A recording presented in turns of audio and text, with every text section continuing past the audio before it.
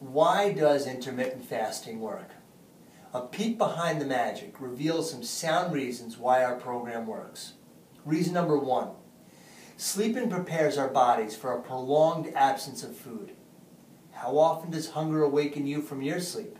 For most people, it rarely if ever happens, even though the duration of sleep is a longer stretch without food than any other interval between meals. Reason 2. Once your body is using energy from storage, also known as your fat warehouse, rather than from fresh glucose absorbed from digesting food, it's easier to keep the steady state of burning than to flip back and forth from fat to glucose and back again. Changing back and forth causes fluctuations in the level of hunger related to hormones, especially insulin.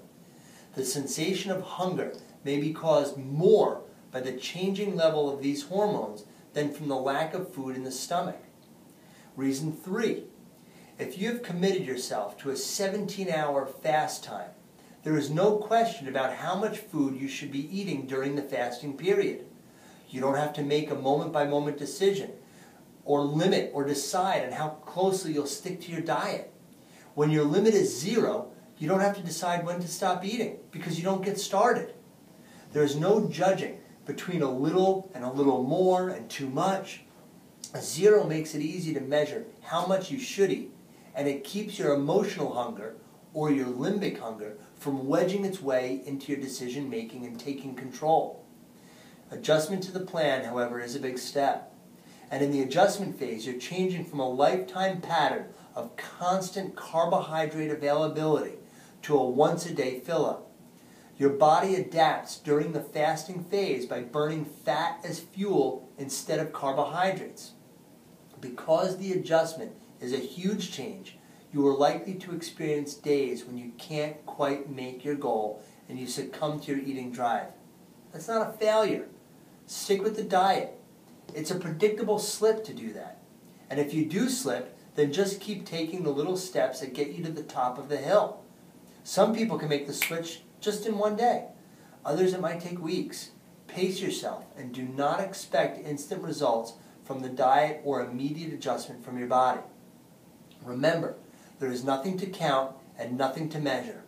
There are no tables to remember, no special recipes, and there's no food to avoid. You don't even have to weigh yourself, but doing so can provide encouraging feedback.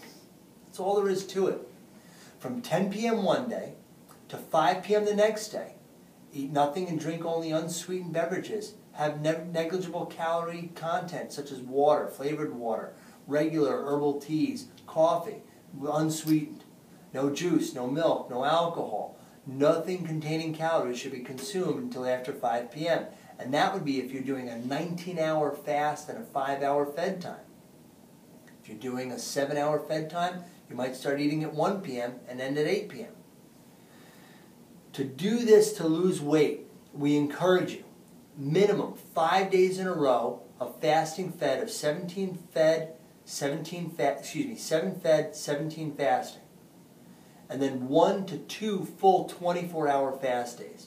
The way you do a fast day is you end eating at 5 p.m. one day and you don't eat until 5 p.m. the next day. So you're still eating every day, it's just a 24-hour window.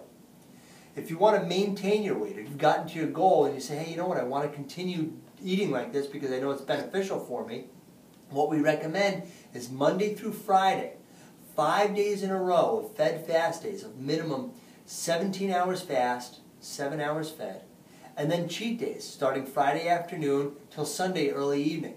And then Sunday you follow that with a 24-hour fast and return to your normal Monday through Friday schedule.